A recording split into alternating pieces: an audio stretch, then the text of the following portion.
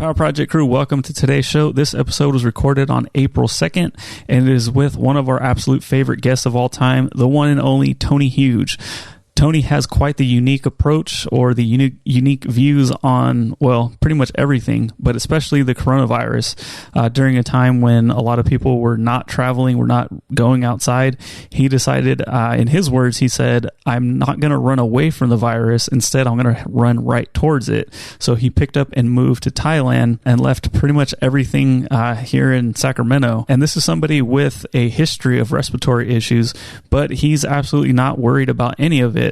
And unfortunately, one of his girlfriends, or one of his, as he says, baby mamas back here in Sacramento actually contracted the virus. And we actually listened to a voicemail call on the podcast from her explaining her symptoms, how she's feeling. And, we hope nothing but the best for her. He's confident. He's not worried about her either. He's given her his personal protocol on how to beat it. So hopefully that comes to fruition. But yeah, Tony is just a different dude all around.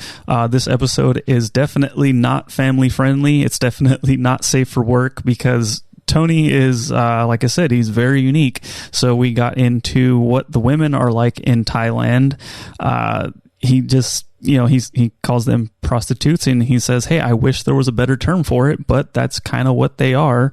And I'm having a lot of fun over here. So we talk about that, STDs, steroids, just a whole slew of things that you're not supposed to talk about, but we do when we talk to Tony. Even with all that said, please do not overlook some of the things that Tony does share with us. The guy is extremely smart. He is caring. And if you pay attention to what he's saying, it's not far off from what a lot of other people are saying about the virus today.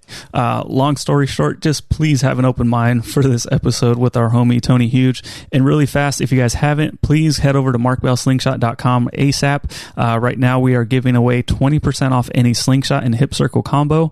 Again, that's any slingshot, add it to your cart, any hip circle of your choice, add it to your cart, and you're going to receive 20% off at checkout. Also, while you're there, please check out the new kids hip circle and the new gangsta rap colorways. We've got a red one, white one, red and gray one. That is straight fire. All of that, again, that's at markbellslingshot.com. Also, please take advantage of the free 30-day trial of markbell.com. Markbell.com, of course, is where Mark posts his daily workouts every single day. So if you don't have a training partner or you don't really know what the hell you're doing like I was, you can head over to markbell.com, register, and every day you log in, you're going to have a new workout all laid out for you by Mark Bell himself. Again, that's at markbell.com. You just have to register, and you gain access to the entire website for free for 30 days. Thank you for checking out today's episode. If you guys have as much fun as we do, please find Tony Huge's Instagram link down in the YouTube description or iTunes show notes.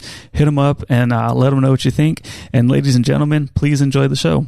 Yo, so when I'm like fasting and I don't have any carbs, I think we've talked about this hell of times on the podcast before. Those electrolytes come in clutch.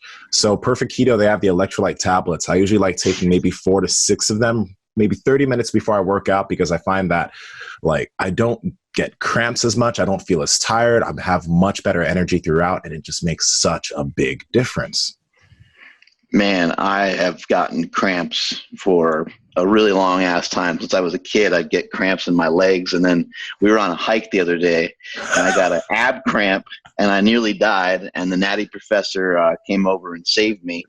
But after this long hike that we went on, which was a few miles, I think 4 or 5 miles, when we were done, we were like, man, we're not doing this shit next time without some electrolytes. So having those Perfect Keto electrolytes would have really come in handy. I wish we had them on that particular trip, but I don't end up with cramps as much anymore because I do try to utilize these. I try to remember to take them every single day. And we've had people in the gym just flat out just be toast during a workout. And a lot of times they're doing a similar diet to what we're doing. They're lower carb, or they're doing like a carnivore style diet, and the water that you consume just doesn't stick to you unless you got some good electrolytes in you. So the Perfect Keto electrolytes work out really well. Yeah, and what I've noticed is that it completely eradicates all headaches that I would normally get on a long fast. Mixing in, for whatever reason, like the electrolytes, I think exactly like you said, it helps the water stick. I find that I don't pee as much either, and I'm just feeling better all around. So I'm pretty sure they're helping me out a ton with the long fast. If you guys want to stay hydrated on a low carb / no carb diet, you really got to head over to perfectketo.com/power25 at checkout. Enter promo code Power Project for 25% off your order of $99 or more. And on top of that, you're going to end up with free shipping.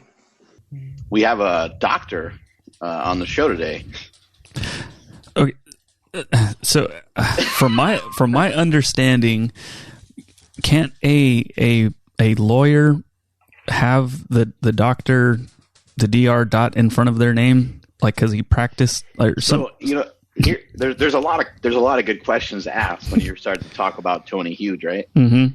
And I think where we have to start with is what kind of doctor is he exactly? What is he a doctor of? I mean, because we could say our boy Nsima here is the doctor of being jacked and tan, right? He's a professor. He's a professor, right? And so therefore, you probably have a PhD in something, mm-hmm. and I would assume it's in being jacked. Exactly. And so therefore, Dr. Natty Professor, right? That's what they call me. I mean, since I'm a professor, there's already a doctor in front of the name. I don't choose to, tell everybody that I'm a doctor. How about the Big Daddy Natty? That's great. Oh. Big Daddy Natty? Big Daddy Natty. I think Big J was calling me Big Daddy for some reason. I don't know why he did that, but he just chose to call me Big Daddy, and I went along with it. He was turned on, clearly. I could tell. Yeah, before SARMs, somebody on Super Training had hashtagged a picture of me as a Natty Daddy. So I thought that was great. That is great. Yeah, not anymore. Yeah, so some people might think this is silly that we're talking to Tony Huge, and we find the comic relief in it as well. But we have found Dr. Tony Huge to be super intelligent, especially when it comes to talking about how the human body works and talking about drugs, And so I want to see, does he know, like if you listen to Peter Itea, you listen to Ben Greenfield, a lot of these guys are speculating that peptides could potentially help. And these are people that are really world renowned, and people really have a lot of respect for these people. And so no one's going to know this information better than Dr. Tony Huge, I don't think. Yeah, he always calls it the chemistry. He says he likes utilizing chemistry over, I don't know, whatever, hard work, we'll say. I don't know. He says he'd rather get there a little quicker with chemistry than, doing X, Y, and Z. And he gets a lot of flack for that, but he's just like, I mean, if it's there, I know how to do it. I know how to be safe with it. Why am I going to not do it just because your morals don't line up with mine? And I always thought that was great. It reminds me a lot of, you remember when... There you go. You remember when Cal Dietz, we were talking in the break room, I'm not going to say exactly what he did, but he was talking about experimenting with some stuff on his body, and it was really fucking wild. That's how Tony is. And I think whether he's a doctor or not, Tony is taking a lot of these things that people are curious about, being the human guinea pig. And he has a crew that are also willing to be human guinea pigs, right? To test it out, to see if it's something that would actually be really beneficial for people. And that just kind of means that he is on the cutting edge of some things that most people really wouldn't understand. The dude moved to Thailand, man. Like, what's the deal with that? And he said that everyone told him not to move there, and they told him that he was going to get sick from being there. And then he just was telling me the other day that there's a lot less cases there than there is here in the U.S. So kind of weird set of circumstances, I guess. Yeah, and if you look at his Instagram is insane. It's so much fun to watch, like his IG stories, like some of the shit that he does. But like if you look at everywhere he's gone, it's been so chill. Like there's nobody, like there's nobody's hoarding toilet paper. Nobody's freaking out that bad. He did recently say that the gyms did shut down, though. They were up like for a long time, but they did finally close those down. And they started doing like small things, like at restaurants and stuff. They would put like chairs 6 feet apart from each other, but they were still open. And Yeah, he said it was so much more relaxed over there, as opposed to what he's been seeing here. And yeah, same thing. It was just like, man, why are you going over there? And he's like, just don't touch your face and wash your hands. You'll be fine. Something I've been thinking about and something I heard about on the news today was that, when things do go back, that they won't go back to normal. They'll go back. Well, they'll go into social distancing. So even if they do open up restaurants and stuff, they're talking about how they'll still have people 6 feet apart and they'll still be super cautious, which makes a lot of sense, because I think what's going to happen is right as we get to the tipping point, right as we get to the height of the like maxing out on the number of people that get it, I think that is, or that test positive for it. I think that's kind of right at the point when they were probably start to lift some of these restrictions that we have. It sounds weird. It sounds opposite, but I think that's what's going to happen. And I think once they do that, they want to make sure it doesn't continue to spread to people that are unhealthy, that don't have it already. Things like that, There he is. Oh no, we can't hear you. I'm sure we'll be able to hear him in a second. Mm-hmm. Mr. Huge, you got some. Oh, he's got some headphones in. Mm-hmm. Maybe it'll take him a second. Yeah. There he is. There we go. Connect. You want me to use the headphone, and I connected it to my phone, and I connected the video to the computer. So. Oh, got it. It's all right. He sounds pretty good, right? Yeah, you're good. It just helps, okay, but you're fine. Sounds good. All right, Dr. Tony Huge. Yeah, look at those. Look at those delts. Those delts are not impacted by this virus at all. Here we go. Maintaining, with exercise bands. So, we're hearing a lot of like speculation that, and we don't want to say that anything that we're going to share on this show is going to help cure the coronavirus. This is all speculative. This is all just us sharing some information on things that we might think can potentially help. But I'm hearing some people say they think vitamin D might help. They think vitamin C might help. They think zinc might help. Some people are even speculating they think that some peptides might help against the coronavirus. What are some of the things that maybe you're supplementing with that are helping, or in your opinion, could potentially help fight off further risk of catching the coronavirus? So when I first came to Thailand, I intended to, I wasn't going to go out of my way to catch corona, but I was kind of coming at it head on. This was one of the more dangerous countries to come to in the very beginning. And everybody thought I was crazy for coming here and being closer to the corona. But I came prepared with my antiviral stack, which is the same thing that I use to treat a flu or a cold in the U.S. And I know it works because whereas most people take about a week to get over a flu, I can get over it in about 1 day.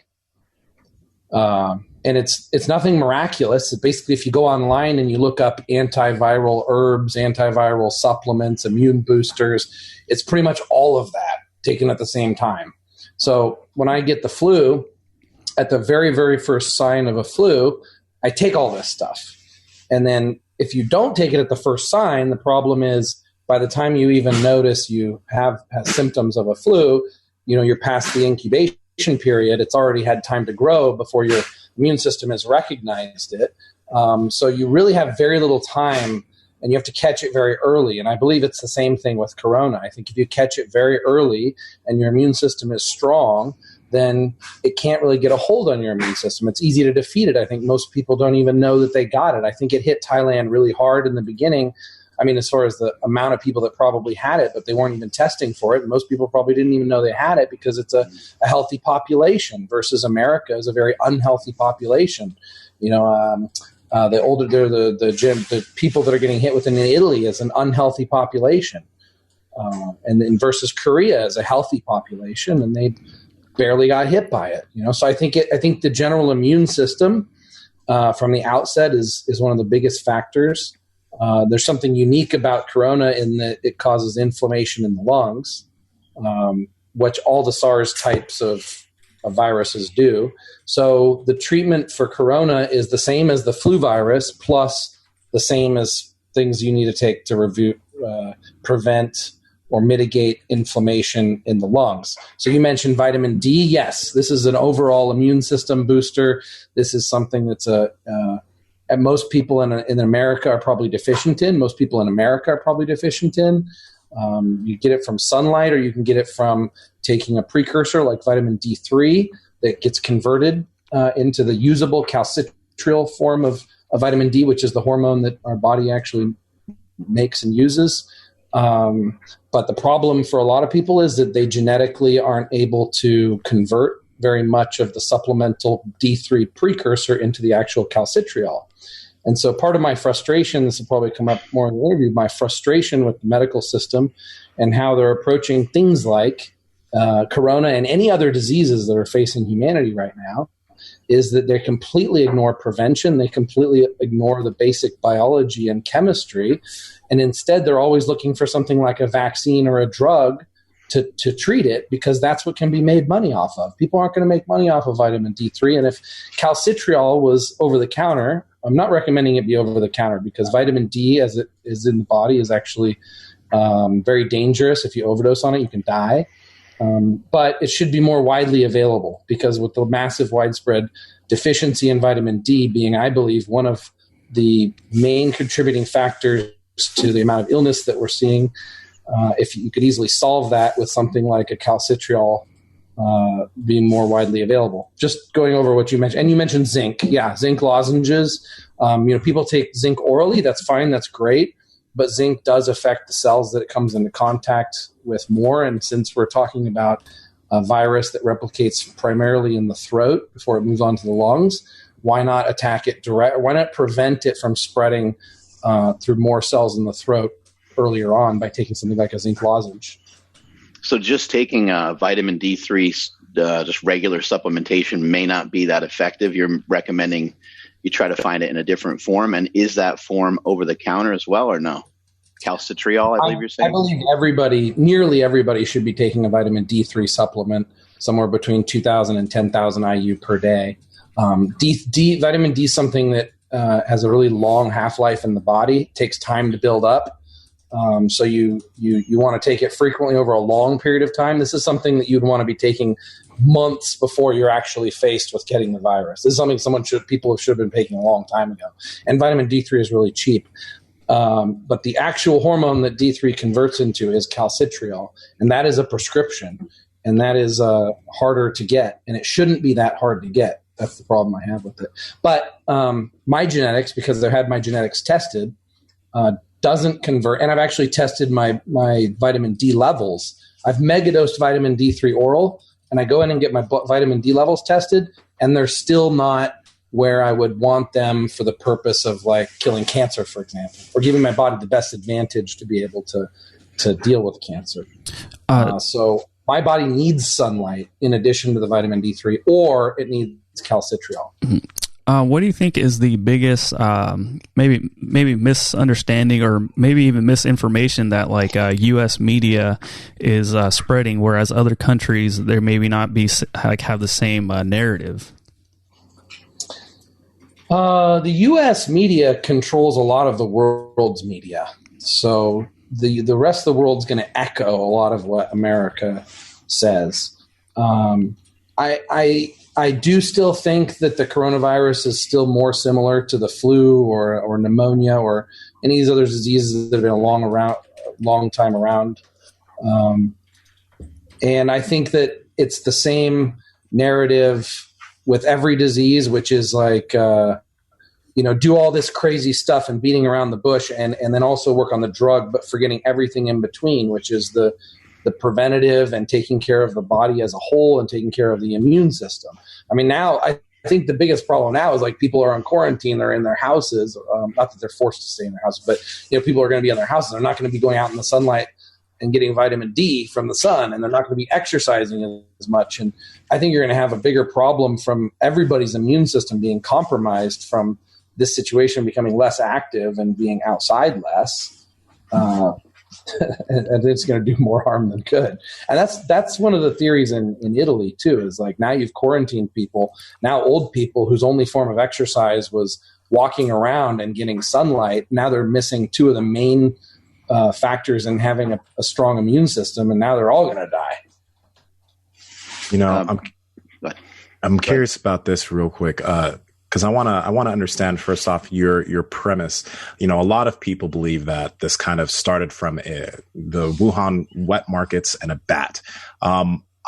I would assume that you have a different point of view in how you think it started, or do you agree with that sentiment? And is that what you think is that where you think it may have originated? So these viruses have all been around for a long time, but they mutate and they change. And there is some conspiracy theories that it was a human engineered virus, which is possible because viruses can be engineered by humans. In fact, someone sent me a link. I haven't looked into this, but this is something that people could look into if they want to look at conspiracy theories, is that this virus is actually patented, and a vaccine for it had already been patented prior to this becoming a virus. So something worth looking into. Look up coronavirus patent, look up coronavirus vaccine patent, and see if you think that's real or not. I don't know whether it came from a bat or not. Clearly it hit China first. But I've also seen a lot of things that it had nothing to do with a bat, and that it actually happened about a month earlier.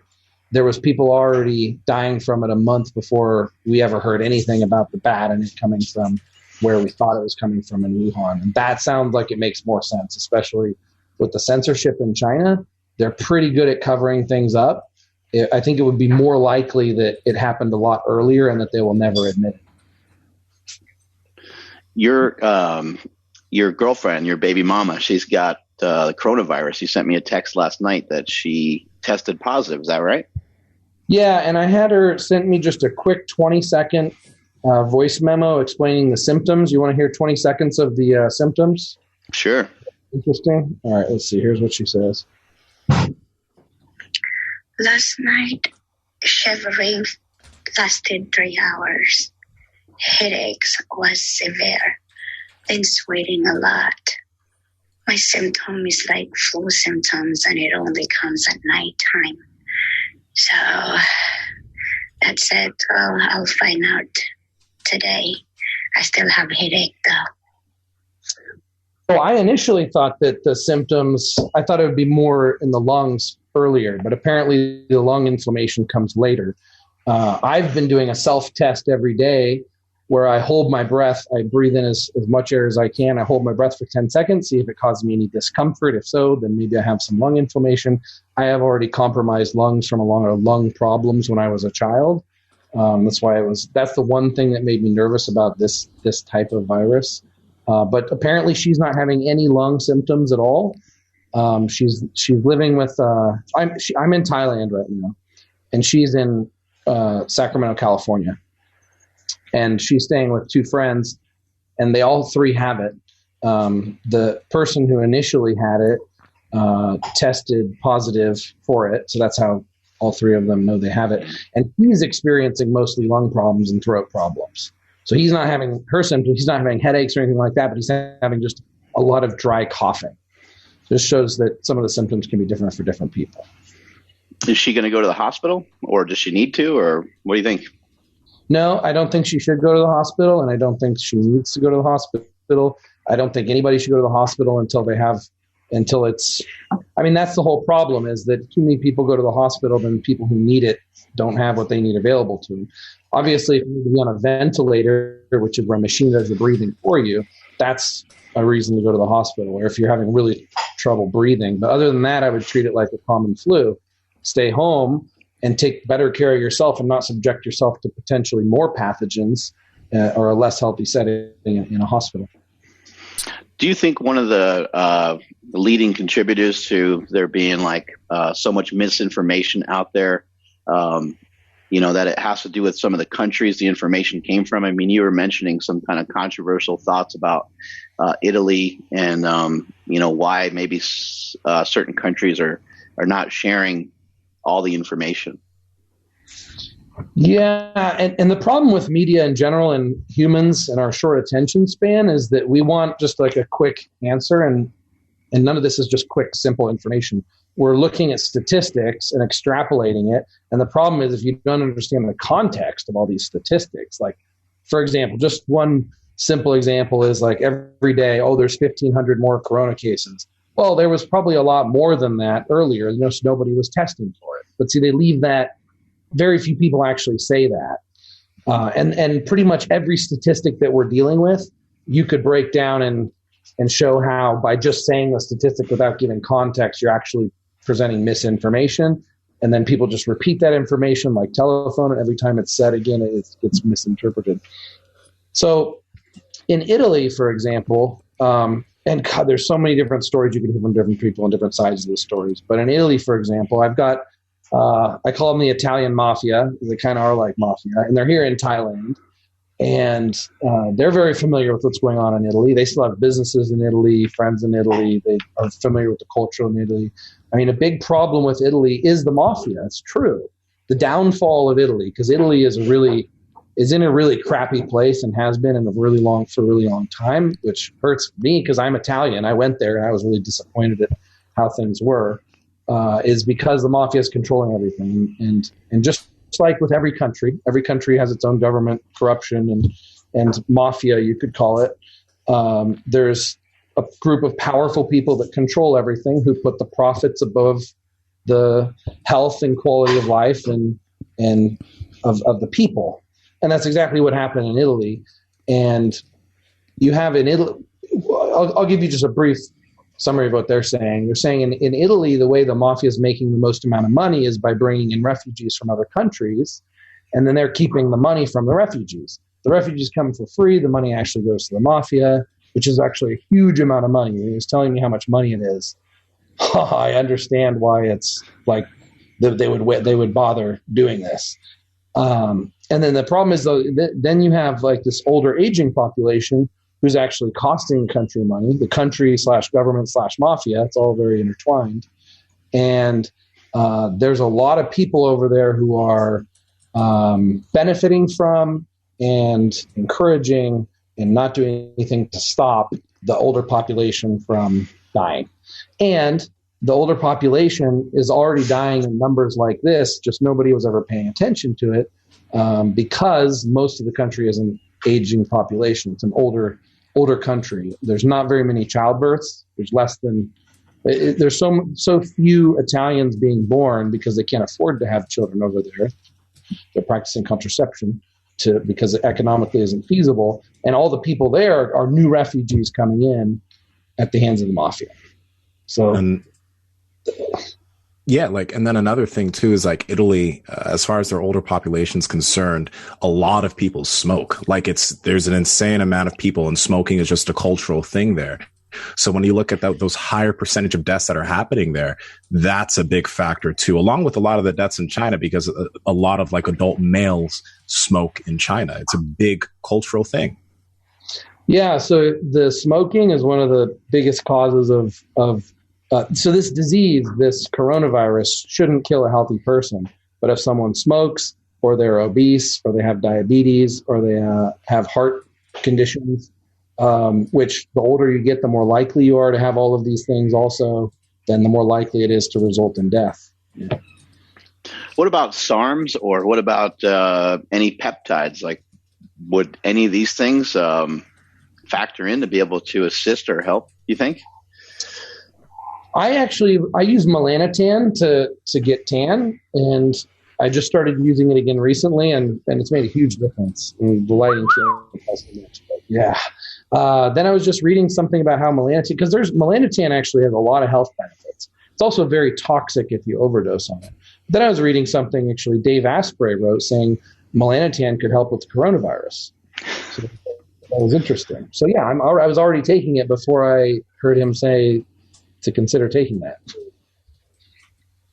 Interesting. Any other peptides that would maybe potentially do anything that make any sense to like fight off a virus, or does not really work that way? As far as peptides, peptides is a small class of compounds of proteins that act like hormones in the body. I'll just say for my protocol, it doesn't involve any peptides besides melanotan. But TB500 is a healing peptide that promotes vascular circulation. If I could hypothesize that, or I could speculate that if that's going to help increase blood flow and vasculation and healing, and you combine that with something that's the anti-inflammatory for specifically the type of inflammation that corona causes, then that could be really synergistic. Other than that, growth hormone boosts immune system, but on the peptide level, no, that's all that comes to mind. Here in the but also, I will say there are thousands of peptides out there. We haven't even identified all of them, and I'm sure that a peptide does exist that would greatly help in this situation. I just don't know of one, and it hasn't been researched, and that's, further research is needed, and someday there will be, I'm sure. Here in the States, they keep telling us that there's not enough tests to go around. When I seen you travel, I seemed like you were getting like almost like a scanner done. Was that an actual test, or what the heck was that? Okay, so first of all, there's plenty of tests to go around, but there's plenty of everything necessary. Like everything the U.S. says there's a shortage of, there is more than enough of all of this stuff. The problem is there's such a monopoly in the way that medical systems evolved as to profit certain companies and certain people. So as much as I would love to acquire 300,000 corona tests and distribute them to people, that would be illegal for me to do. As much as I would love to give chloroquine or ventilators to people, that would be illegal for me to do, which is absolutely ridiculous. And I think part of the problems with Western healthcare is that it's all we call it big pharma, but it's not just pharma. There's also medical supply companies and manufacturers and all these companies that are trying to keep a monopoly on it so that they can keep the profit, 1,000 times markup. Because if there wasn't a monopoly, they couldn't upcharge things 1,000 times. They could only up 3 times. So they're trying to protect that profit, and at the cost of human lives and quality of life and the economy. And I just can't believe people don't talk about that anymore. Like you hear the doctors and the things say, we don't have enough of this, we don't have enough of that. Well, there's plenty of all this stuff. Why can't we just get it and give it to them? Oh, because we're going to go to jail because the government acts like the enforcer for the benefit of these big company profits. Okay, I'm going to go on tangents sometimes. This really frustrates me. Oh, it's great. Back to testing kits. Oh, okay, the guns that they're using in Thailand, those are just temperature guns. So anytime you go into a public place where there's going to be more than like 30 people, they always have someone at the door with a temperature gun to see if you have a fever, that's great. That doesn't mean it's going to catch everybody with corona, because some people may have a mild fever that doesn't show up. You don't even get a fever until the incubation period's over. So there's a period of time someone's carrying the virus and contagious before it even manifests itself as a fever. But it's better than nothing. I mean, every once in a while they do find someone with a fever and say, hey, you should probably go get tested and then stay home. So it's better than nothing. But the reason they do it here is the same reason why this is absolutely hilarious. I just have to say it because it's so ridiculous. But you go to these foreign countries and they look for like bombs under your car with a mirror, but they don't even look at the mirror. They just like throw the mirror around under the car so that people think they're doing something. It's the same kind of thing. Like, scan them. Okay, they're okay. Everybody could be safe and be calm. And it actually works. Like people are like, I got scanned. Okay, everything's fine. Like, I can relax now. It's more for the psychology than anything else. Yeah. On your note about actually the temperature thing and the symptoms, what's kind of crazy is I got a client in New York. He has it. So he has a lot of coughing. He had a little bit of a fever yesterday. He's now getting better. His sister got it from him.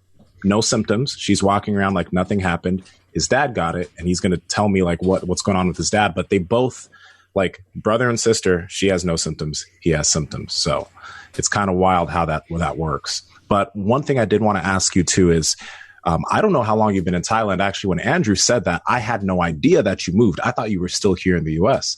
Now, with all the stuff you're talking about with our healthcare system, et cetera, what spurred you to move down there? Okay. And then also, why were you not worried at all when you did move?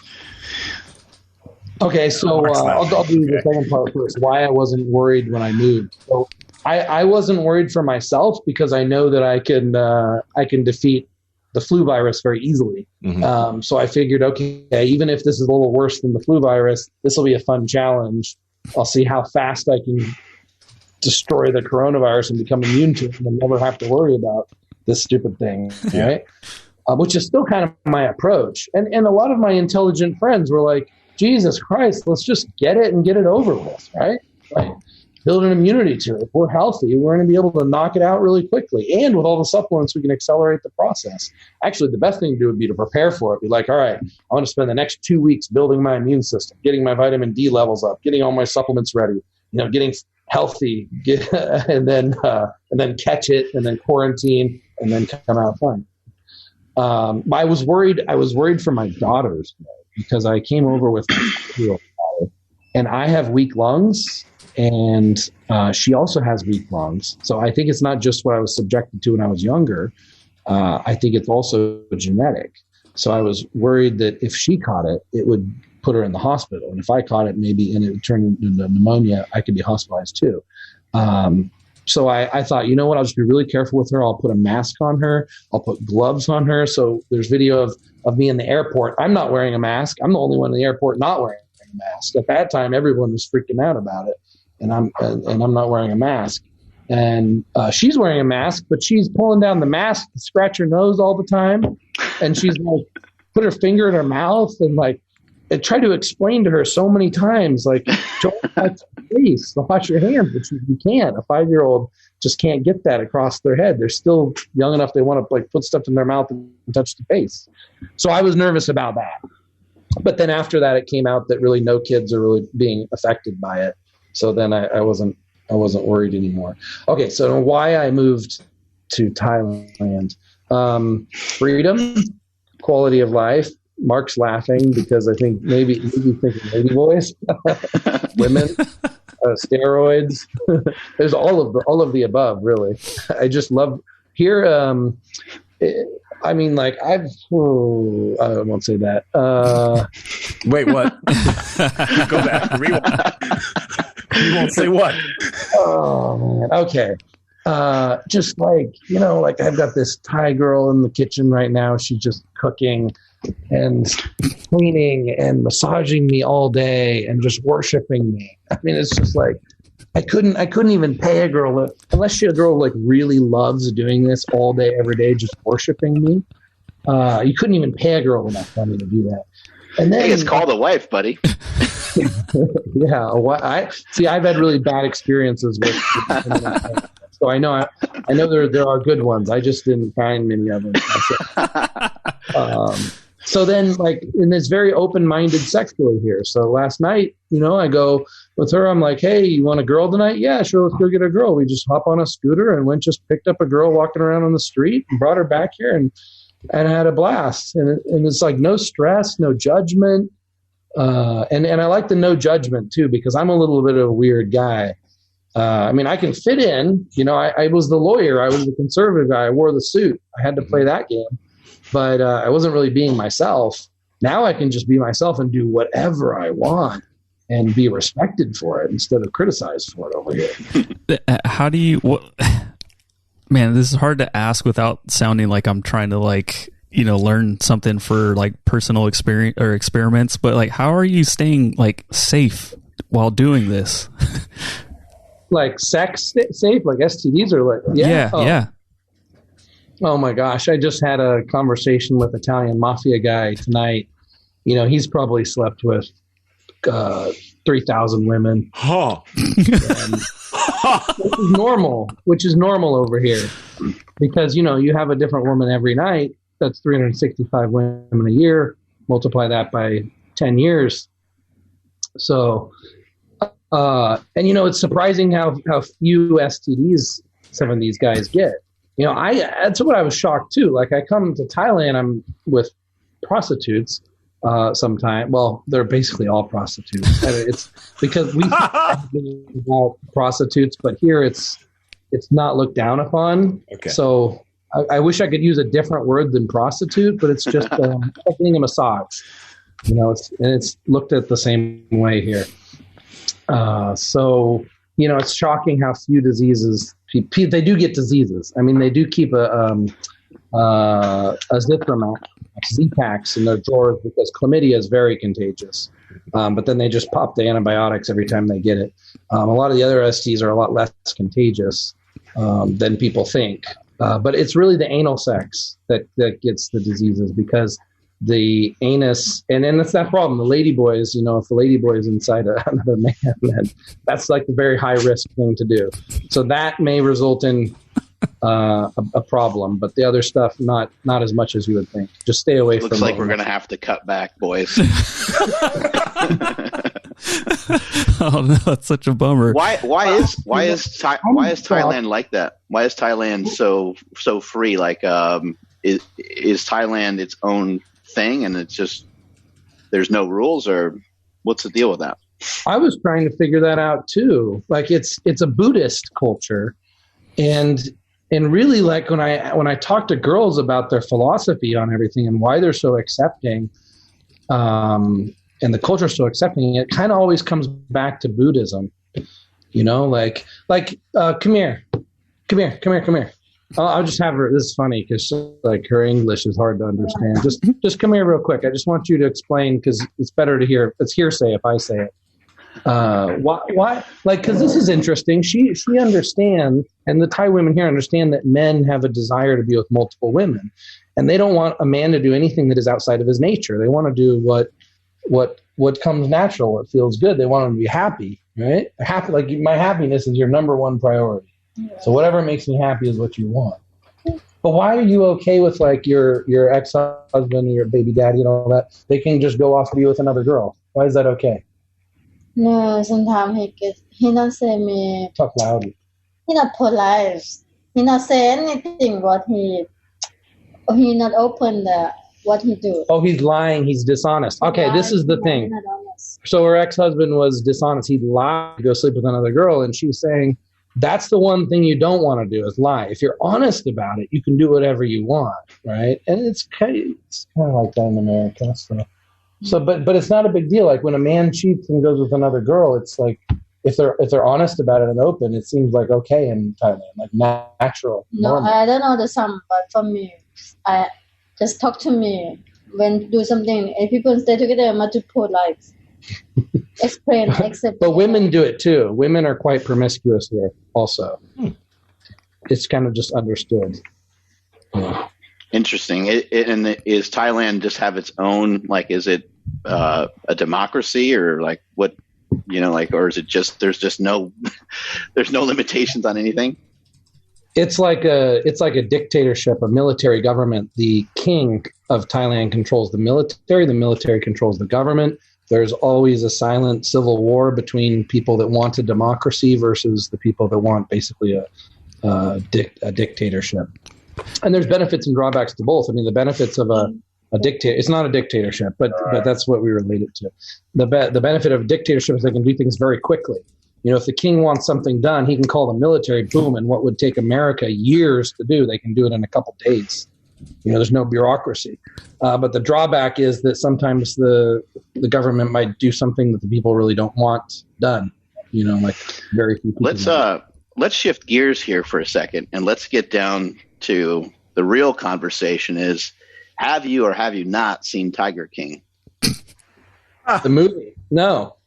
I just saw the Netflix preview of it. That's it. I think this guy might be your hero. If you saw it, you'd be like, hey, like this guy's cool. Like I need to have a show like this guy. Okay, I'll watch it then at your recommendation. Yeah, I think you would enjoy it because he definitely is a guy that would probably like to live without judgment as well. Mm-hmm. Yep. Yeah. And chemistry is what I'm known for, right? And I'm very open about the steroids and performance-enhancing drugs, nootropics. And that's also something that's widely accepted here too. So, yeah. Yeah. And go ahead, dude. Andrew. Okay, fine. So, I mean, even here in the States, though, you had, multiple girlfriends and whatnot. So is it just are you just finding them, or literally all the women in Thailand like that? all the women in Thailand are allow you to be with multiple women. Mm-hmm. Well, I'm in a unique city in Thailand. This is Pattaya. Now, my actual condo that I got is in Bangkok, which is like a big city like New York or Los Angeles, but even bigger. And things are a little bit more conservative there. And you have red light districts and all that. People are still promiscuous, but it's a little bit more conservative, a little bit more stressful. Down in Pattaya, this is like the red light district city of the world. So pretty much the whole culture here revolves around being sexually open and available. And so this city was basically built for me. I feel like I made billions of dollars in the future, and I traveled back in time and created this city for myself to enjoy at this younger age. I'm curious too, man. Like, you know, you just up and moved to Thailand. Like, I'm guessing that before this, you were just here in the U.S. Yeah, you traveled around, but you were living mainly in the U.S. Now yourself, your kid, your wife, you're in Thailand. Is that like where, I mean, you might come back and forth, but is that where you plan on, that's your home base? Your business is going to be like from there, everything's going to be in Thailand. And like, how are you going to adjust all of that? Or how are you? Yeah, this is home base. But I traveled the world for about 4 years, all around and around and around. And so part of the reason I did that is I wanted to see where I would want to spend most of my time in the future, where I'd want to be headquartered. And then also it was to interview people and learn from the underground chemists around the world and network people around the world. But Thailand is where I found the most resources of what I wanted, like the lowest cost for the highest quality of life and most access to things and most amount of freedom. Is what I found in Thailand. So after I had I went to Thailand first when I was 30 years old. I'm now 37 years old. Mm-hmm. And after I came the first time, it was like, oh my God, I didn't know a place like this existed. I need to figure out a way to spend more time here. And it was not that long after that, I started winding down my law office and eventually sold my law office. And my whole plan was eventually to get to Thailand. I just took a lot longer to get here because, like with the enhanced athlete thing and everything else in between, there was a lot of things that required me to be in other places and be in the United States. But it was sort of my plan for the last 7 years to be here. Now, transitioning here, there's a lot of things that were a lot harder than I thought. When you come to somewhere on a vacation, it's a big difference from when you actually live somewhere. Like getting a visa, for example. When you come on vacation as an American, you're exempt from any visa. You get 30 days in the country as a tourist, and you go to the airport and you get a tourist SIM card, and this is set up for you as a tourist, like really streamlined for a tourist. But as soon as you get outside that 30 days, all of a sudden you're no longer a normal tourist, and you're also not a citizen. So now you're stuck in limbo. You lose some of the benefits of being a tourist. You don't have some of the benefits of being an actual citizen. So like getting things like SIM cards for your cell phone or, getting a bank account over here or just anything to operate normally ends up being very difficult, and you have to start figuring out how to navigate it. There's a lot of services out there, though, that teach people how to do it. The way I do it is I actually have a huge fan base in Thailand. Partly because early on in the enhanced athlete days, I started going to Muscle Factory Gym, which is one of my favorite gyms in the world. It's one of the reasons why I also chose Bangkok, actually, because that's where Muscle Factory Gym is. And it's like an oxygen gym style gym because it's got all the most hardcore equipment. It's very large. You can take your shirt off and pose, take pictures, whatever. Only it's got a lot of really hot women also, which Oxygen Gym in Kuwait has none because women aren't allowed in the gym. And it's got the food and the steroids and everything is very open. And so I figured I could make this a great home base to do epic transformation where we could be really honest about the chemistry that we do. And there's already some mass monsters that train in the gym and a lot of underground guys that you've never seen on videos that I can sort of discover, sort of bring into the light and explain how they got to be so huge and what they do, because a lot of the things that they do over here are very different than we do in America. So we can all learn from that. So I wanted to publish that information, and I still will once the gyms reopen, which could be a while. Yeah. So navigating the system here has been, it's been harder than I thought. But there's also a lot more benefits than I thought too. Like when you get away from being a tourist and you start learning how to really, like I thought it was cheap. I thought I could live in Thailand a really high quality life for $5,000 a month. That would be like living in the US for like $18,000 a month. Now I'm realizing that you can live a pretty good quality life for $2,300 a month in Thailand. Like even less than like things are even cheaper than I thought. And that to me is like a really good quality life. I think that what makes you unique, there's a couple of things, obviously, but like one thing that makes you unique over a lot of other people that I know is you're one of the few that actually exercise your financial freedom. Like you were a lawyer early on, you started a supplement company, you seem to be very savvy when it comes to making money. Making money doesn't seem like it's something that you need to continue to work on figuring out. Seems like you always have done well with it for many years. But you're one of the few people, like most people, when they start to make money, they've figured out how to make more, how to expand, and then they get kind of very tunnel vision. That becomes their main interest. And it seems like for you, I mean, you're doing a lot of experiments that are not related to making money. Like I just want to see if I can make my delts huge, or I'm going to inject these weird peptides and see what happens. I'm going to take these weird SARMs and I'm going to inject these SARMs for the next 30 days. Has that been something like, has that been a goal of yours when you were young, where you're like, because I remember you talking about these tapes that you would listen to with your dad, these kind of like self-help tapes that you would listen to. Did you have that in your mind? You were like, I need to figure out a way to have some wealth and then I can kind of do whatever the F I want from there. Yeah. My dad taught me at a young age about building assets. And you know, he basically said that his definition of success was that all of your assets were making more than enough money to support your life. And that way you're doing what you love on top of that. And that's the icing on the cake. So that technically you don't have to work at all, but you work because you love working. And that's what he did. He was really successful in real estate development and buying properties and renting them and investments. So I thought I grew up doing real estate. I thought I was going to be in real estate my whole life. So I started buying real estate properties when I was 19 years old. And the goal was to buy one property every year until 30 and then retire and just do what I love. But then a whole bunch of things took me another direction. I ended up going to law school because it was my dad's dying wish. So on his deathbed, I promised I would go to law school. So I did. And that was also not to become a lawyer. That was to become, for the family real estate business, a more valuable resource and to be able to make better decisions with real estate investments. So fast forward, I become a lawyer. I decide to practice law. It becomes more fun than I thought, more of a challenge, more of a puzzle, really stimulating intellectually. And then I had this pivotal conversation that really changed my life with my stepfather. See, my father's side of the family was very conservative, hardcore business.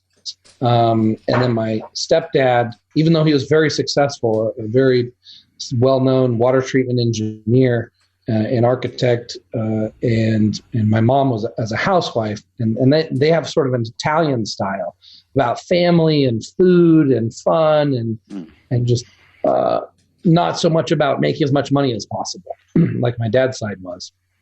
So I had a conversation where I said, "Oh my God, Dad," to my stepdad, "I can't believe how much money I'm making as a lawyer. So I'm going to make $250,000 this year.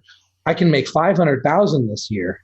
But to do that, I have to work 18 hours a day, 7 days a week."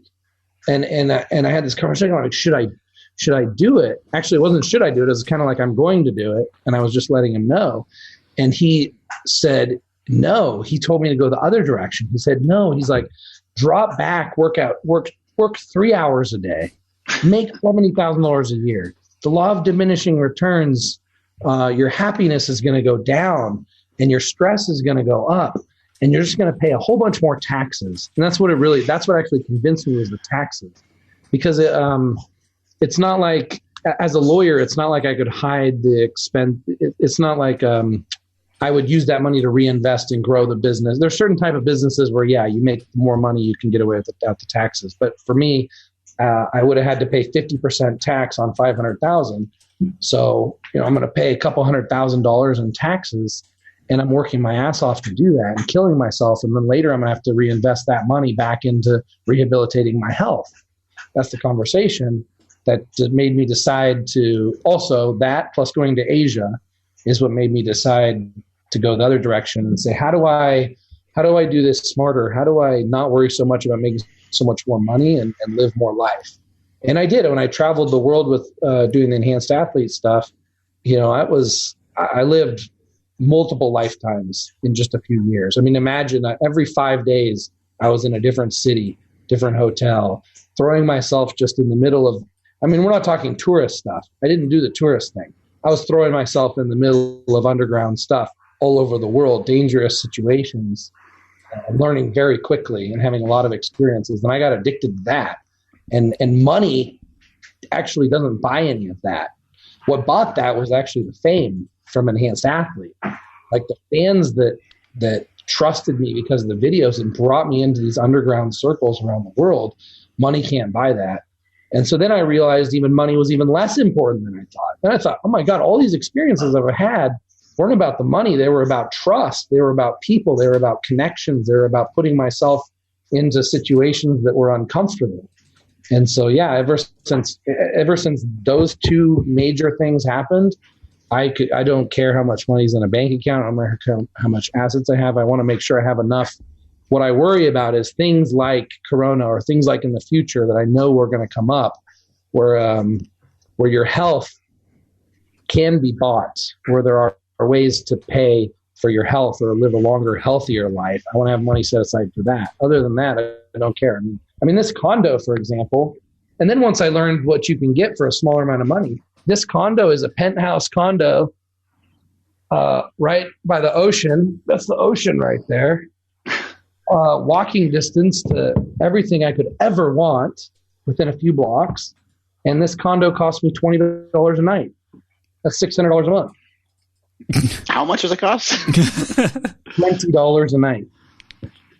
I mean, it's a little cheaper right now because of tourism being way down, but still, you can find a lot of stuff in this town for that cheap. So now, well, I guess two questions. One, how is the money going to still keep rolling in? And then two, like, what's the motivating factor now? Like you had the money. Well, I mean, you still have the money, but you did that where money was the driving force. I don't know if you're tired of, the multiple women and then traveling and all that, but I mean, yeah, is that still the motivating factor for you too? Is the money? Wait, is which of the motivating factor? Money or the experiences.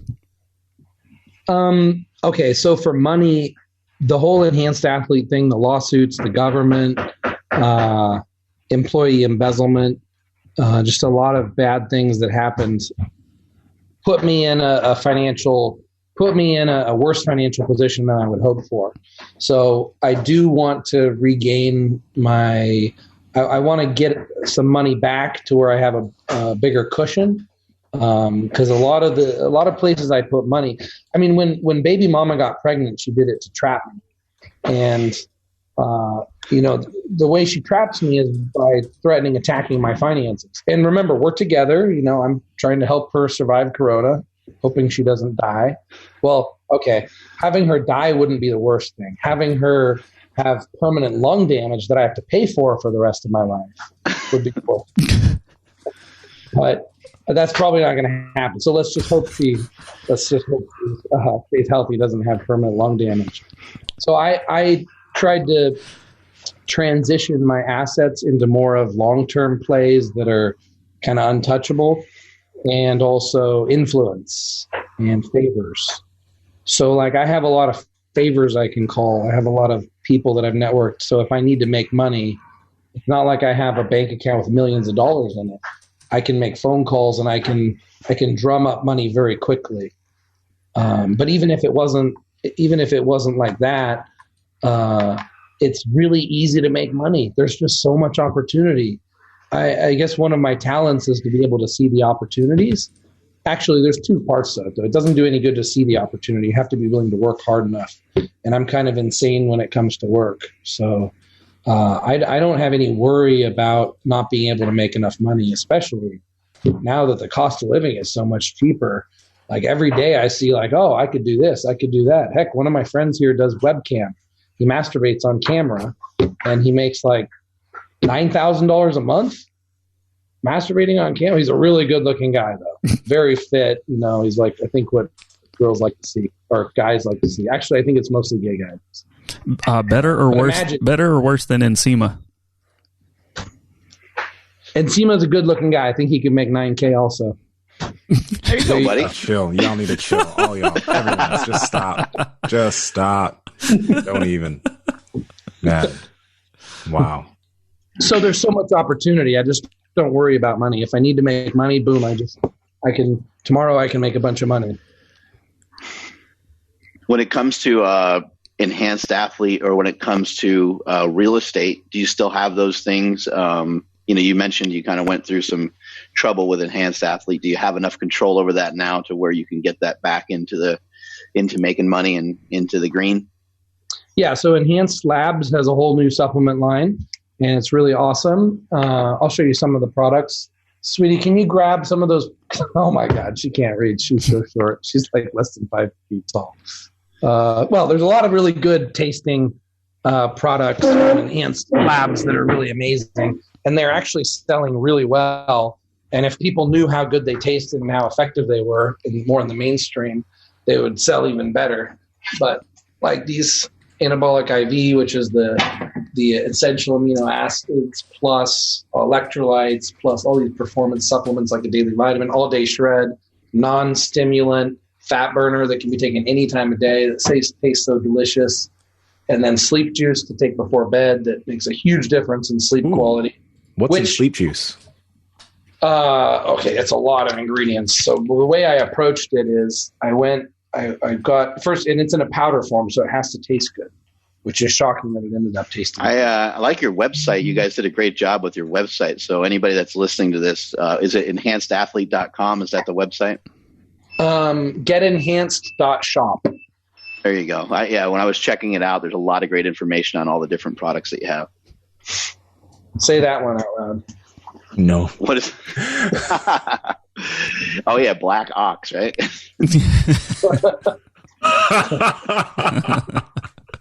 Clever. That's clever. Yeah. So there's that one, and we actually just launched a home workout program, and I'm surprised at how good it's selling right now. People are buying a home workout program, which is just me working out with exercise bands and a couple other coaches, and talking about how supplementation would change when we're not able to go to the gym, and how diet would change when we're not able to go to the gym, intensity techniques to use with exercise bands. It's just simple stuff like that.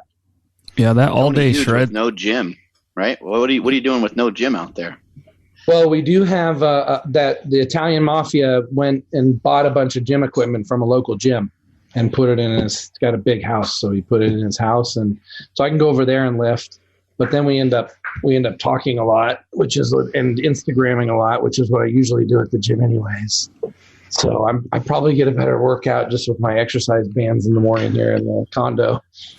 Yeah, that all-day shred stuff's really freaking good. I just got some.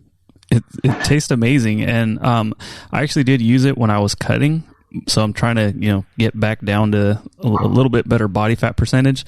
But you had said that it works better when fasting. Why is that? It's not that it works better when fasting. It's just that most people say, oh, when you're fasting, you shouldn't take anything. You shouldn't take artificial sweeteners. Not that it's got a lot of artificial sweetener, but I believe that, okay, if the average just American individual is fasting for health and longevity purposes, sure, you don't really need to take anything. You probably should take minerals, like things like sodium, especially. But if our goal is to preserve as much muscle as possible and mobilize as much fat as possible, well, that's what the all-day shred does. So your body's going to burn a certain amount of calories when you're fasting. And we prefer to burn as much of that from fat as possible than muscle. Well, taking supplements like all-day shred, especially all-day shred, is a really healthy way to do it. Will help you mobilize more fat to burn for fuel. Got it. Do you have anything else like in the works as far as, because you make like crazy supplements. So do you have anything else in the works that is just going to be kind of crazy in your opinion? Yeah, there's so many. There's probably like 100. And I think just sitting here thinking about, because I invent stuff a lot. Mm-hmm. And a lot of stuff nobody ever hears about, or because I test prototypes for so long before I ever even talk about it publicly.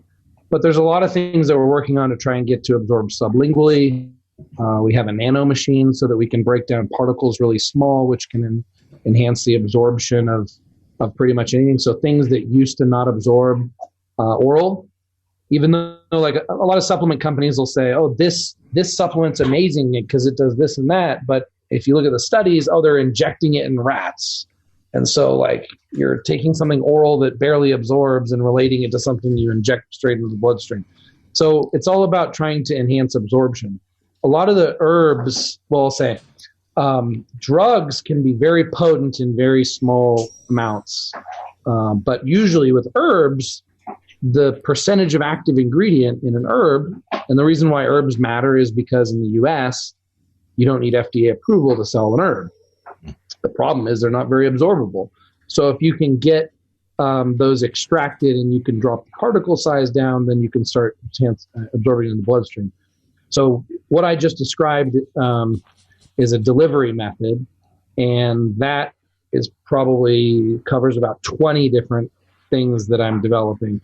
And then the rest, some of them are injectable things, topical things, nasal spray things. Yeah, it's not so much that I come up with a new compound that nobody's ever heard of or invent a new molecule. It's more about discovering a molecule that maybe not have as much attention as it should have. And maybe the reason why is because there was some limiting factor like absorption. I'm also curious about this actually, because I don't know if I'm really, really late to the game here, but I've seen previews or clips of you on Generation Iron and like the Enhanced Athlete guys. Is that like something that happened a few months ago? Has that already been released? Like what was the deal with that? The Generation Iron, the movie or the interview? I think it was the interview in the movie? I'm not sure. So Generation Iron interviews me sometimes on different topics. It's so funny too, because they want to paint me as being almost like the bad guy, like so controversial that I'm dangerous. So they'll interview me about the coronavirus thing. When I first came to Thailand, they're like, that they also said, you're going to Thailand? That's like closer to the epicenter of this virus. You're going to get the virus and die. And I'm like, no, I'm not afraid of it. I can get it and I can cure it. And they're like, oh my God, that's good. We got to put a video up about that. Tony Huge cures coronavirus, right? It's because it's dramatic, and then people think I'm crazy. Didn't they shoot a documentary? They shot a documentary with you, right?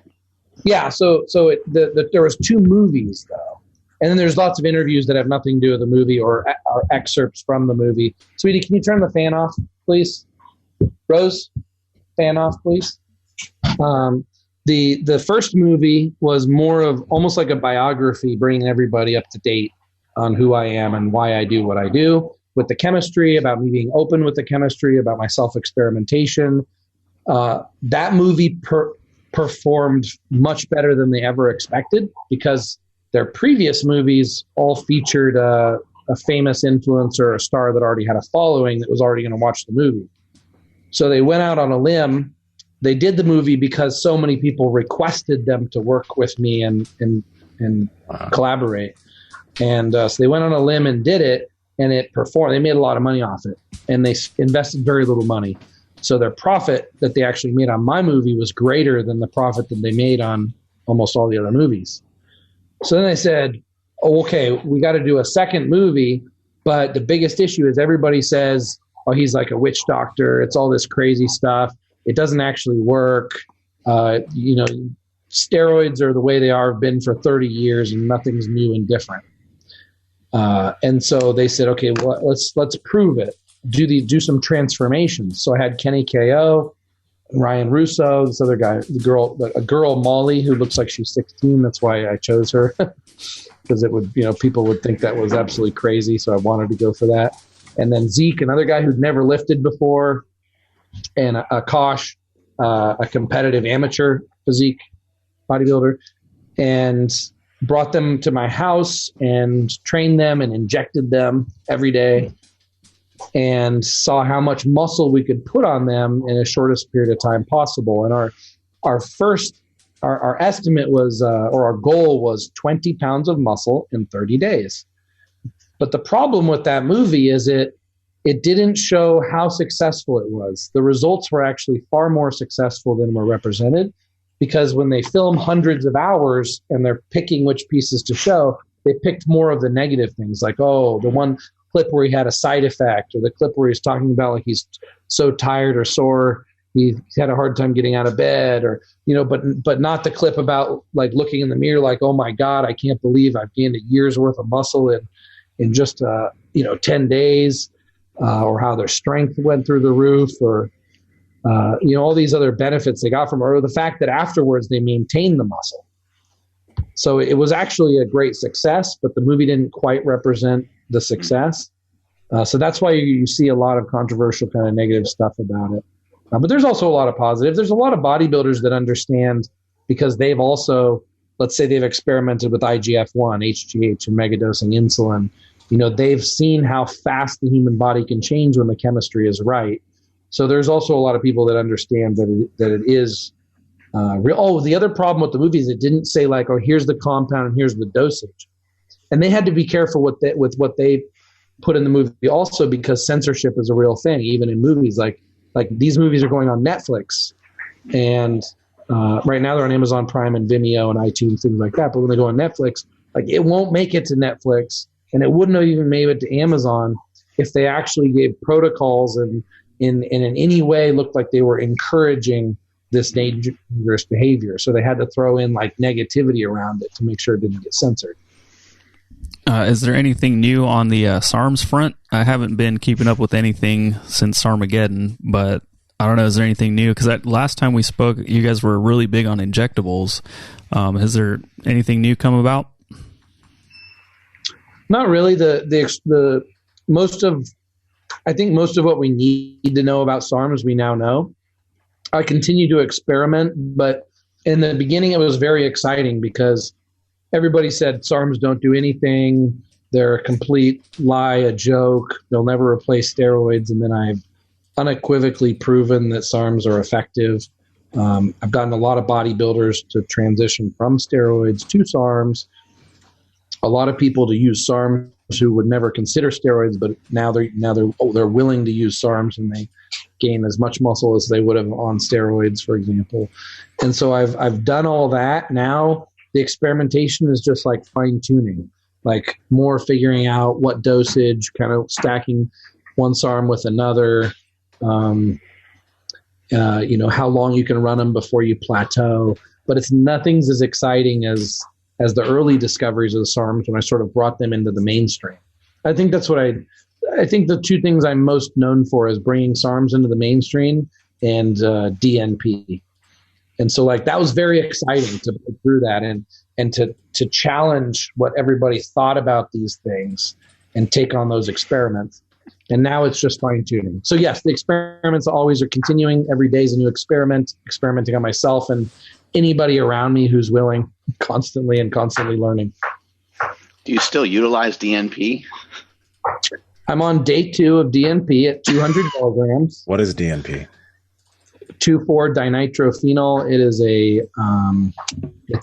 I guess an insecticide. It's a flammable powder. They put it in dynamite. It's an industrial chemical. And I say that also to be a little bit sensationalist because, see, people say that and they give that look like you got in your face right there. They give you that look like, oh, this sounds like deadly and terrible. And it is deadly. People overdose and die on it. If you look up DNP, it's all negative. And that's why I took it on, because I understood the mechanism of action of DNP. I didn't just look at, DNP's in dynamite. Oh, I don't want to take it because I'm going to blow up. Oh, DNP killed someone. I really looked into the science of how DNP works, and it's absolutely brilliant. It's a miracle drug. And its applications are way beyond just fat loss. So yeah, I started experimenting. Actually, what made me sort of famous for being an underground researcher was I did the Dnp Diaries, where I took DNP every day and I reported how it was affecting my body. And it was just a vlog, and onto my cheap iPhone, and it was at home, and it was like the first videos I did on like the Enhanced Athlete channel, for example.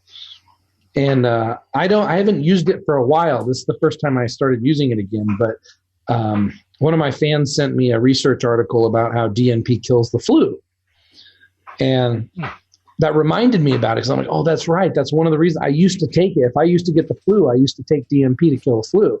I was like, now it can also raise your body temperature through the roof, though, right? Yeah, which is possibly one of the reasons why it's so effective at treating the flu and maybe even coronavirus, is because coronavirus doesn't do well in hot temperatures. Another reason why maybe, in Thailand it's not even a problem, because it's very hot here. So that's possibly why it does. Actually, there's other reasons why it works, but that's possibly one of the reasons. And then DNP makes you burn a lot of calories, right?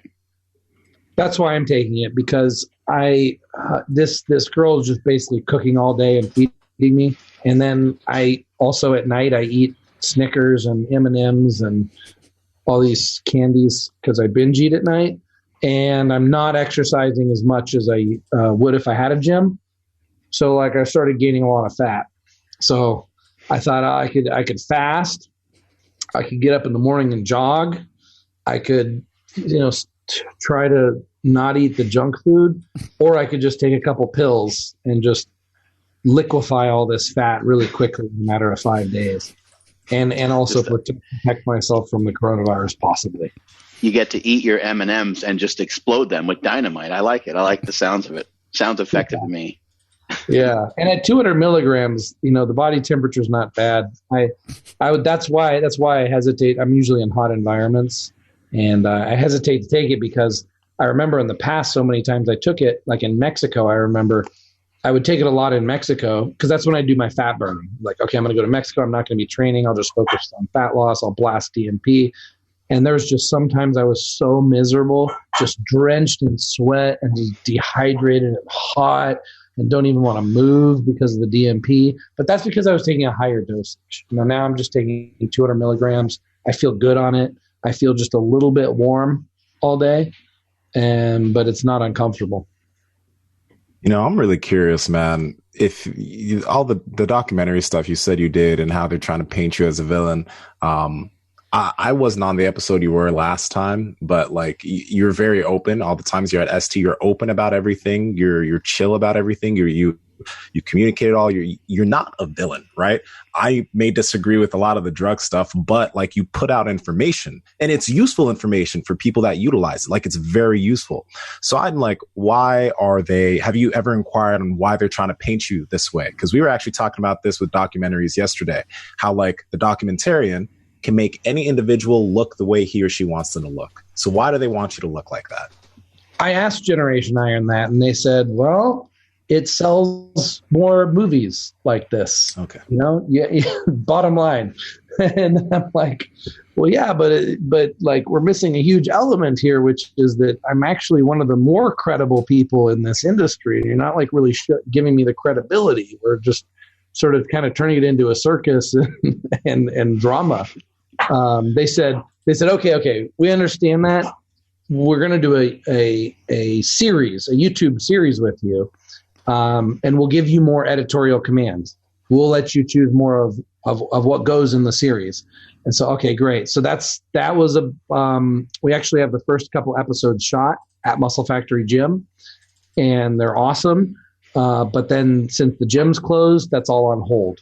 So I think you're going to see more of the positive side of it, more of the credibility, more of the transformations, more of the positive impact I've had on people's lives in the YouTube series that'll come out in the future. What are you a doctor in exactly? Jurisprudence, which is law. There you go. Which, this is important, because just like as a lawyer, I actually can't advise my clients how to hide money, for example, and like, tax strategies or certain liability limiting strategies. I would lose my law license.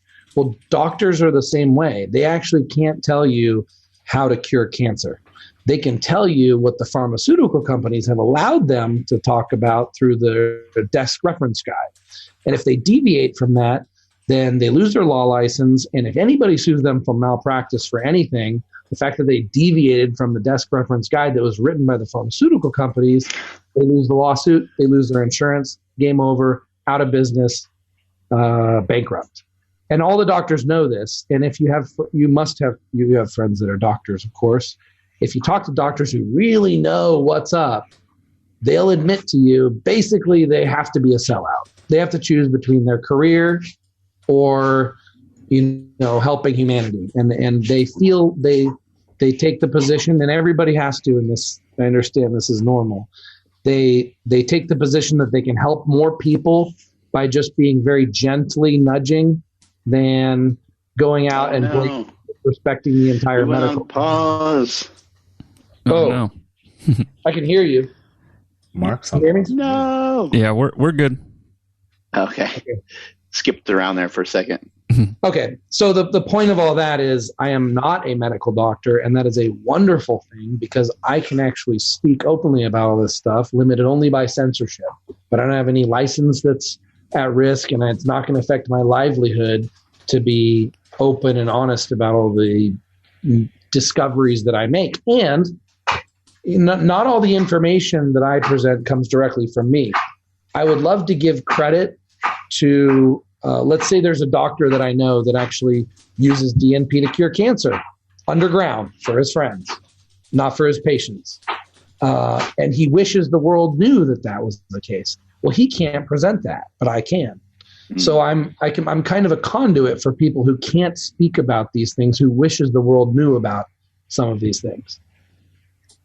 By the way, you mentioned curing cancer multiple times. I'm wondering, is that legit just like an example that you're giving, or is there something that you guys have figured out in terms of extra prevention or getting through it? Is this just like what's going on there? So cancer is just too general of a term. That's the problem. There's so many forms of cancer. Let's just say there's 32 main forms of cancer. Each one is very different. So some forms of cancer are very easy to cure, and some are nobody has the technology to cure them. But what most of them have in common is the immune system. The immune system's ability to identify the cancer, to kill the cancer, and ways to slow the growth of the cancer. So cure is also a very strong word too. So, technically, no, there's not a cure for cancer. There's not a pill you take and cancer just disappears. There's just a lot of things, and it's the same biophysics principle that I use when I talk about the anabolic matrix, where you have different growth pathways, and if you attack all growth pathways at once, you have synergy, and you can grow muscle extremely fast. For example, combining a steroid with growth hormone, with insulin, with something that increases the inflammation, and so on. And cancer is the same way. So if you look at all the different pathways amongst which our body can cancer, and you address each pathway, then I guess as a whole, you could kind of call that a cure. Gotcha. Awesome, man. We got a lot out of you today. You can go back to your prostitutes and your food and exploding your M&Ms with with DNP. It's always awesome to have you on the show, and can't wait to see you in person again at Super Training Gym. Hopefully when this is all done with, we'll meet up again soon. Yeah, I don't miss a ton of things about the United States, but I miss Costco, Walmart, Amazon, and you guys at Super Training Gym. Appreciate that. Thank you so much, Tony. Thanks for your time, buddy. Yeah, man. Thank you. All right. Yeah, see ya. We'll see you. Okay. He's awesome. So happy. I'm so happy. After you guys did that podcast with Tony, I think I was on the podcast, but I wasn't able to be on that episode. I was just like, I want to be able to do an episode with Tony Huge. Yeah. That was dope. Yeah, we had you on when we had Trevor, his buddy Trevor, on. Yeah. But he wasn't full on Tony on that episode. So he's so interesting. I know Generation Iron is painting him as a villain, but if anybody spends time with him, they'll be like, dude, that guy's like, he's so caring. It's really well. If you look at like some of the people that we admire the most, we think about like like Ron Penna comes to mind. Even like Mike O'Hearn. Like Mike has to create a lot of content for Instagram and YouTube and stuff. So that might be the only thing he's like really on the hook for. But it does seem like he's really following his heart. Seems like he's following his interests. And then if you look at like Ron Penna, like Ron, he created the first $1 billion supplement company basically, which is Quest Nutrition. And he's taken that financial freedom and he's doing like, he wants to research cancer. Like that's what he wants to do. He just does what he wants to do. And if you look at Tony Huge, he's kind of doing the same thing. He's following, he's following his heart, following the things that he loves to do. And then even people that don't have financial freedom that do that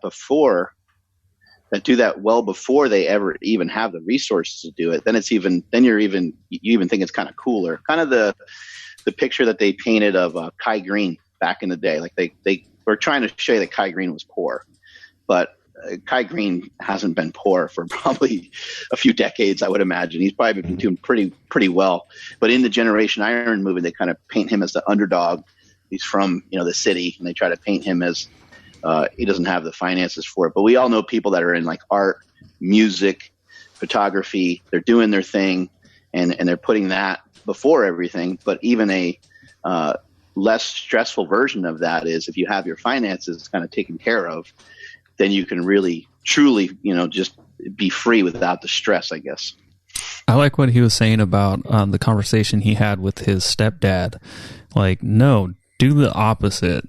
Have a much better life only making 75 grand a year versus 500 grand a year.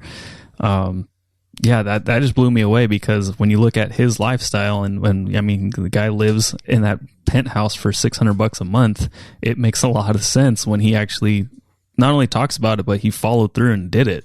It's huge. If you think about hiring people or paying people, you are you're paying for a little bit of like life, like you're paying them, right?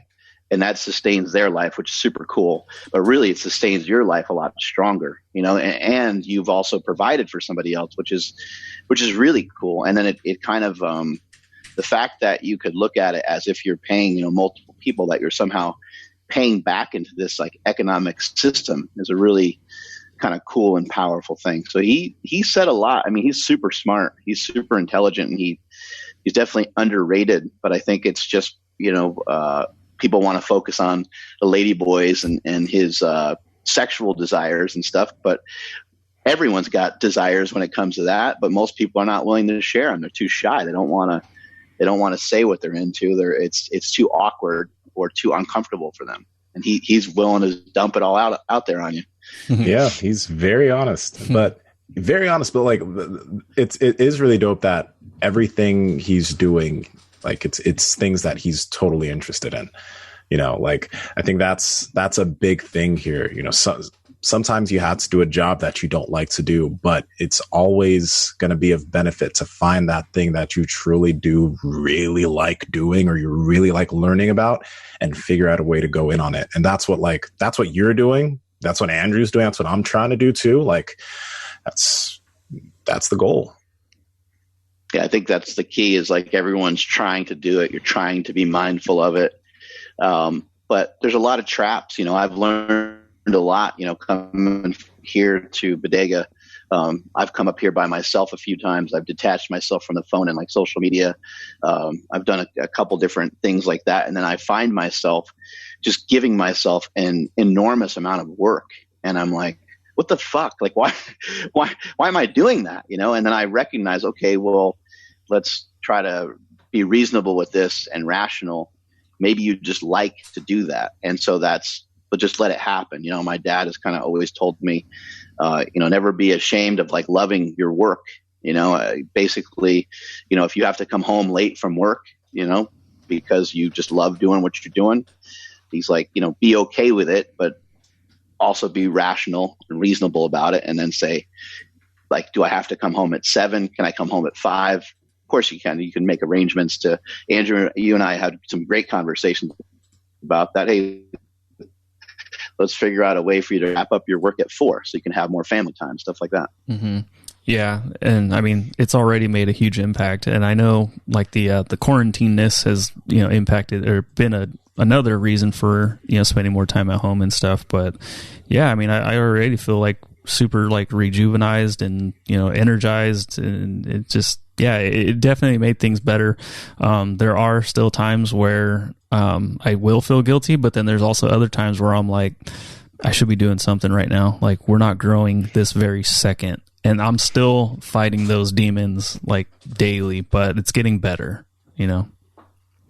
There's some positive demons though. I'll say that. Yeah, definitely. You know, but it brings stress that's not necessary, you know, but I'll get there. It's just like training though. You can't grow, without the recovery, you know? So as long as you can recover from it every day, and as long as you can, you know, get back to it, I think everything's good. How are you guys doing with training? I did a pretty good like run walk yesterday, and I had a heart rate monitor on just to kind of track, and was able to keep my heart rate above like 145 for this 30-minute run walk thing that I did, and it was pretty tough. I've been keeping up on the 10-minute squats, and I'm I'm learning a lot about myself in that process, and learning about, you know, what's super tight on me and what feels good. And sometimes, like for me, because I'm not super mobile, if I hold onto something, I found it to be a little more effective.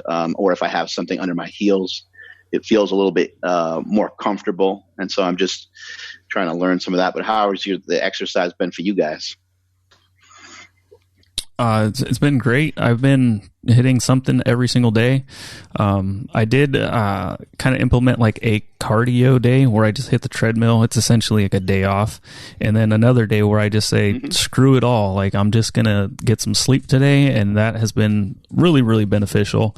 Nsima encouraged me to add weight to my lunges at the end of my workouts to try to help me get better at them. Like, it didn't make sense to me at first, but then he's like, no, you need resistance. Like, yeah, you can keep going long distance, but that's going to take forever to get good at them. And I'm like, okay, all right, that makes a lot of sense. So, like the past two sessions, I implemented, just holding 15-pound dumbbells as I lunge, and I did some box squats. And so it was like a superset. I would just go squat, hit 3 box squats, and then I would lunge down the turf. And dude, I'm still sore. And this was, I think, Monday or Tuesday, and man, it crushed me. Like, I felt it this morning when I was doing my lunges because I was still extremely sore from it. So it's been going really well. You know, just kind of keeping. What I do now is I keep my phone pretty far away from the bed. And so when the alarm goes off, I have no choice but to get up. So it's like, it's been very, very helpful to do that, to get my ass up.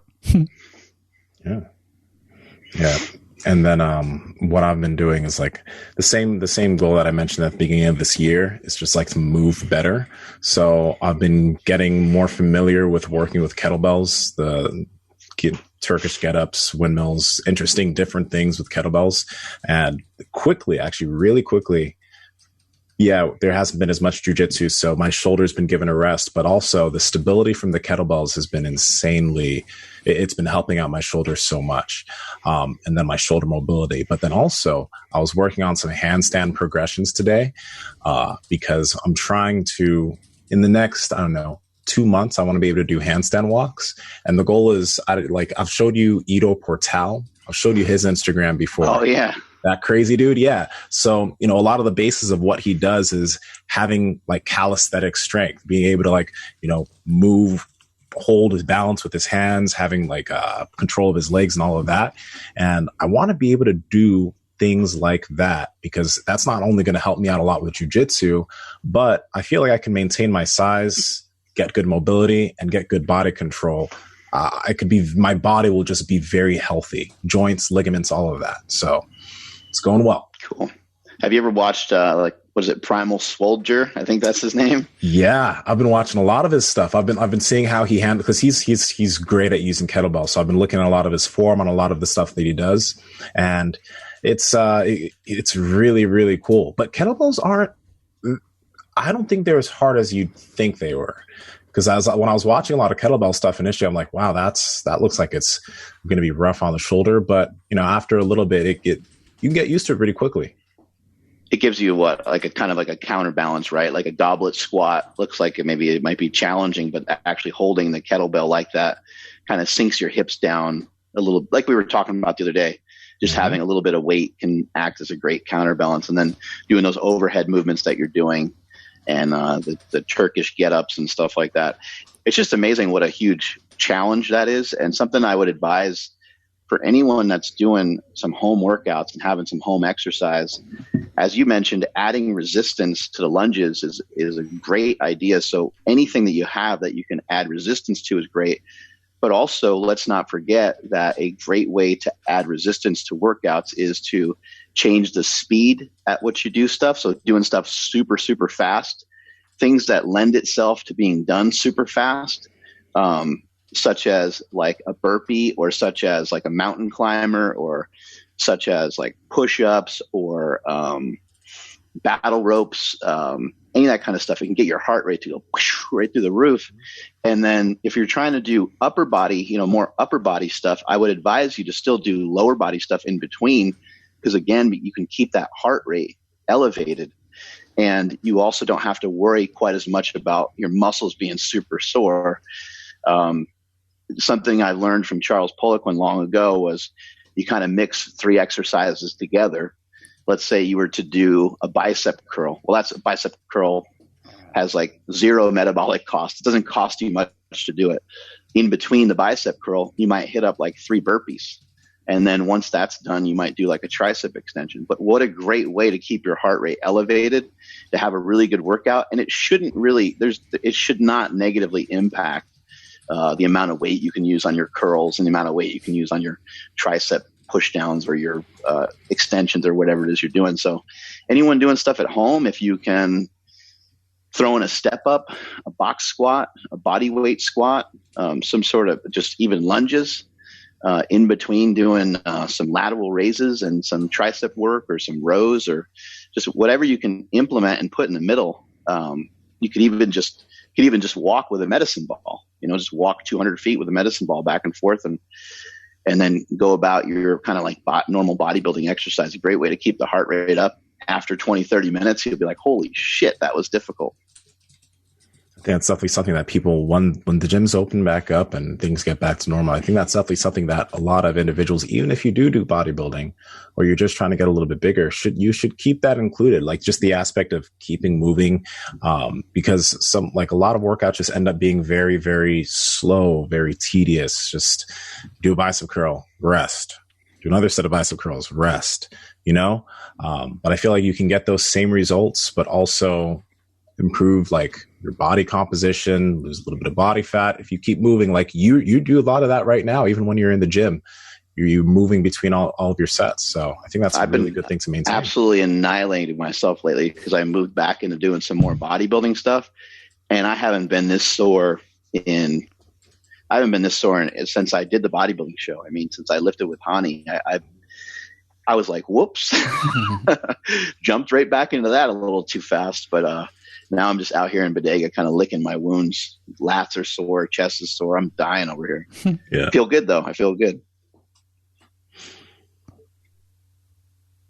All right, peeps. Cool. Sorry about that.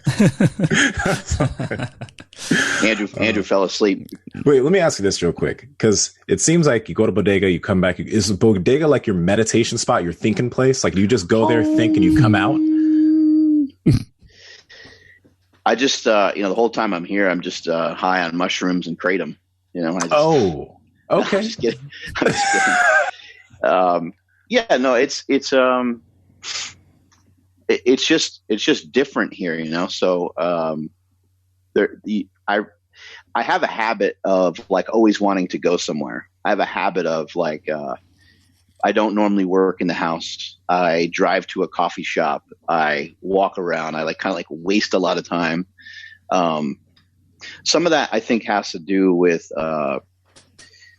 people that are creative. A lot of times they are procrastinators. I think I sent you guys a video about it. Yeah. And procrastination is just it's not a great thing, but it's something that I'm a master of. And I find that it's easier for me to be creative if I kind of like quote unquote like waste a little bit of time or have other things to make noise or occupy my time. And so for me, you know, going to Phil's Coffee or going to Temple Coffee, grabbing a coffee, going for a walk, and then working, it kind of stimulates me and gets me sort of prepared for that. But when I'm here, there's like nowhere to go. You know, I'm stuck with myself. And I think and even though my family is here and stuff, I'm being stuck with yourself. And because ultimately that's all you got, right? You got yourself and you got your own thoughts, and that's what you got every day. And so it's helpful to me to try to just sit still. I've even heard people go as far to say that all illness and all like negative things that happen to people are from a lack of being able to sit still. which could be the virus that's going around right now, right? It could be the times that we're in right now, right? Yeah. No, that's exactly it. Think about it. If you're just sitting still at home, you ain't going to get sick. Right. And I think it's I think it's a little different than maybe just like not doing anything. I think it's just kind of a stillness and a calmness of the mind, right? More so than it is like not doing shit, because that ain't going to be very healthy either. But yeah, just it gives me time to kind of reflect on what I got, what I want to get, things that I think that I need versus things that I just think that I want. You know, there's a huge discrepancy between those. I don't need anything. You know, I have a healthy family. You know, I have great people around me. I have a lot of love in my life. Like everything feels really good. So it gives me a chance to kind of slow everything down, and it gives me a chance to realize like, hey, you know, you're kind of being a maniac. You know, like you just relax, dude. Like things are good. You know, it allows me to think. And then when I come back and I communicate with you guys, it allows me to I think it allows me to be able to communicate with you guys better and to be able to assist you guys. Cause it's just like, I kind of went through almost like a meditative practice, you know? Yeah, makes sense. You definitely come back a little bit more energized and kind of almost antsy to like I didn't do anything not nothing, but you're like, yeah, let's go, you know. And it's fun, you know. It gets us all fired up too. Definitely gets me excited to hit the gym because I don't have that kind of stuff here, and you know they have Say and Strength out here, but you know at the moment that's closed. But even when that's open, you know, there's nothing like home turf. You know, there's nothing like your own gym, your own facility. So it kind of makes me itching for that. And that's why I've been trying to recommend to people, you know, make sure in your day to day that you're not doing too much, because if you're doing too much, then it kind of, it might be hard to have it be repeatable, you know? So even with these home workouts and even with the things that you're trying to do, I like what you said. You have a day where you just sleep. Like what a great, who else logs that? Who else puts that in? But like, imagine if you saw Sunday or Saturday or whatever day it is, and it just said sleep. You're like, that's great. I get to just sleep. And sometimes you're going to feel like, I don't even want to do that, but I know that it's good for me, so I'm going to do it. Yeah, before I would get so upset, like, I can't believe I missed a day. Now that it's programmed, it's like, I actually didn't miss any days this week because that was the plan. So it's been really nice. And that's going to keep you from being injured. Like you're going to have way more longevity doing it that way, just slowing it down and not overworking yourself. Mm-hmm. So you're going to be golden. Yeah. I felt the need to tell Thomas DeLauer yesterday. I at some point I felt like I needed to say, hey, you know what, bro? Like the Natty Professor is 250 pounds and 5% body fat. Just so you're aware, you know what I mean? Because you know he's preaching all this diet stuff and all this exercise stuff. I was like, he should have this knowledge that we have a real mutant on this show right here. Thomas is super lean though. Number one, I know. And he's number in great two, shape. I'm fangirling again because I got that Thomas DeLauer follow. He followed me on the gram. I feel so happy. What he's probably doing, he's probably looking at your shit being like, why did that guy ask me questions for? What does that dude need to know? Yeah. Oh man. All right, Andrew, take us on out of here, buddy. Will do. Thank you guys for checking out today's episode. If you want to support the show, support those that support us, check out the sponsor links in the YouTube description and podcast show notes. Please make sure you're following the podcast at Mark Bell's Power Project on Instagram, at MB Power Project on TikTok and Twitter, Facebook, YouTube, LinkedIn. Where else? We're all over the damn place. Me personally, I am Andrew Z on Instagram. Nsima, where are you at? Now with your follow with Thomas DeLauer. Nsima Inyang on Instagram and YouTube, and Nsima Inyang on TikTok and Twitter. Mark? In the show notes, Andrew, can you please put a link to where people can get some prostitutes from Thailand? Yeah, it'll be like a not a blocked link, but like you're gonna have to like maneuver your way, because if you go on just any US laptop or something or cell phone, it's gonna be blocked. So you're gonna need a VPN in order to access where you can obtain said items. Man, that guy. Good. Tony Huge is amazing. I hope people found it entertaining and informative, because I think he brought a lot of great information. I personally love when we first had him on the show, he talked about personal development, and he talked about these weird personal development tapes that his dad used to listen to in the car, and how they seeped into his brain, and how he learned a lot and was able to start businesses at a young age and stuff like that. And it's like, holy shit, man. Like, there's so many different sides to this guy. It's absolutely incredible. Anyway, I had a dream that we had Gary V and we had Bo Jackson on the podcast. So hopefully that means that that's coming. I've been kind of like aggressively just attacking people. Like, I've been just sending out messages. I'm like, I know you ain't got shit to do, motherfucker. Get on our podcast. I know you ain't doing shit, Bo. I've been like kind of yelling at people and not getting any responses, but but that doesn't mean it's going to stop me. I wish people understood how much rejection I get in my life. It's not, between being married and trying to get people on this podcast, get rejected quite a bit.